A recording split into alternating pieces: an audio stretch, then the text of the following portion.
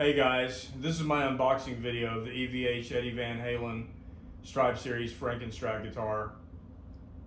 I am really excited about this. This is something that I've wanted for many years, and it was never available officially until last year.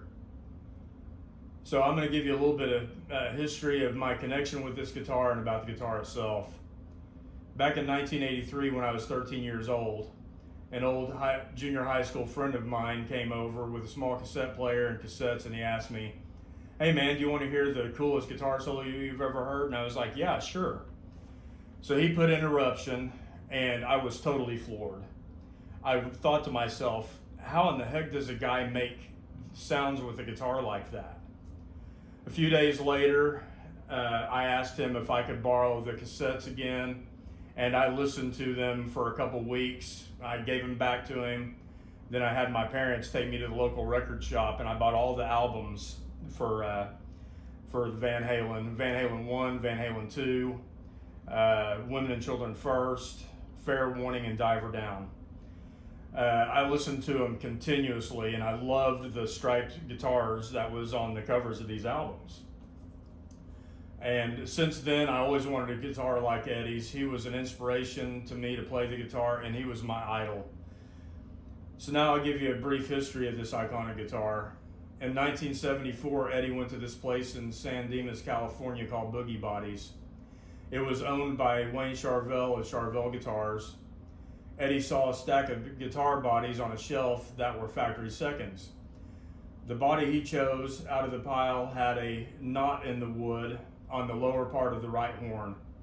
Around the same time, he also purchased a neck with a CBS style headstock. The body cost him $50 and the neck cost him $80. Eddie took the guitar home, built it himself, and painted the body black. After a while, he became bored with the black guitar, and so he took gaffer's tape, taped it across the body in different directions, and he spray painted the guitar body white. He took the tape off to reveal the white guitar with the black stripes as seen on the '78 album cover of Van Halen 1. By the time Van Halen tour ended in 1978, they were immensely popular. As an opening act for big name bands at the time, Van Halen started getting more recognition than the bands that they were opening for, such as Black Sabbath and Journey. In March of 1979, before the California Music Festival, Eddie started to get angry because guitar companies started copying his paint job. So he grabbed a can of red Schwinn bicycle spray paint from the garage, placed more tape across the existing paint job, and painted over it with the red paint. When the tape was removed, what was left was what we all know today as the black, white, and red guitar, which is arguably the most iconic guitar in rock and roll history. Sometime during 1980 World Invasion Tour, Eddie was at a truck stop and bought some of these truck reflectors, and he stuck them on the back of the guitar body. At the end of the shows, he would flip the guitar around so the stage lights would hit off the reflectors and project a light like a prism over the audience. It's pretty cool. So that's kind of a basic rundown of this guitar and my connection to it. I'm going to go ahead and start opening this, so I hope you enjoy it just as much as I will. All right, I'm back. I'm super excited about this. Like I said, I have wanted one of these guitars since I was 13 years old. Eddie was my hero. He's the one that got me into playing guitar, and if it wasn't for him, I probably wouldn't be playing today. But let's get to this unboxing.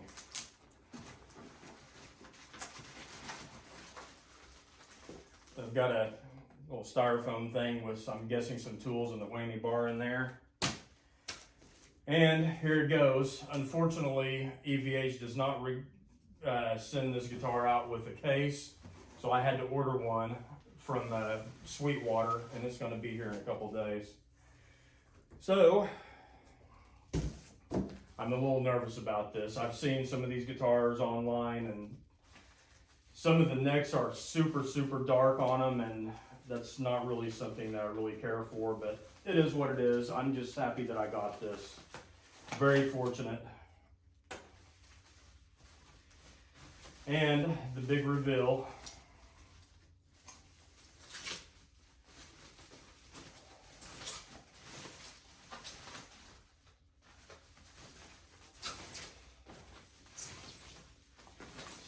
Wow, this thing.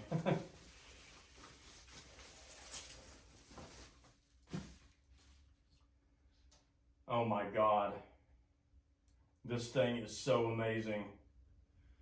Just sitting here looking at this for the first time in person, it's brings back so many memories of my childhood.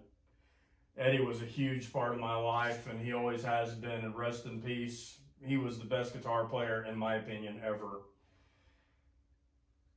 Wow. This is so cool. So what you've got here is a maple neck, quarter sawn maple neck, EVH tuners, basswood body. This neck pickup right here is a functional pickup. It's just not wired in. This is the selector switch, which would have been right here. Eddie didn't know how to wire it back up, so he just mounted it inside this middle position pickup hole. You've got a Wolfgang bridge pickup here, tone control here, which it was actually, this is the volume control, but he put a tone control knob on it. And you know, you've got the Floyd Rose tremolo system on here, full locking. Wow, this thing is just amazing.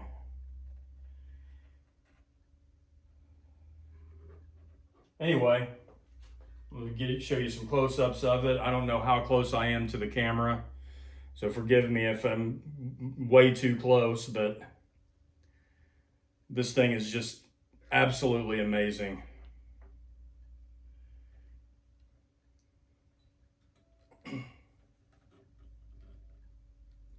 Anyway, this is the guitar. I can't wait to plug it in and play it. It's going to be a blast. It's got the EVH D tuner right here to do the drop D. You know, the tremolo bar is in there in that package over there. But anyway, this is it. And I am just stoked to have this. Highly recommend it.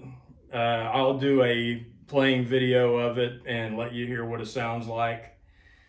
Just the relicing on this thing is just amazing. I mean, just all the wear marks on it. I mean, you have the little scratches here and there, you know, the little pits, and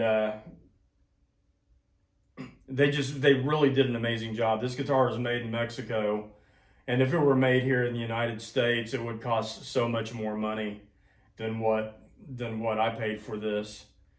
And they did a fantastic job. I mean, EVH down there in Mexico, they did a fantastic job on this guitar.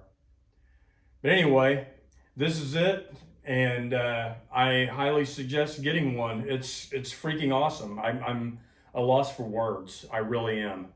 It's just amazing. But anyway, thanks a lot for watching, and I'll see you soon.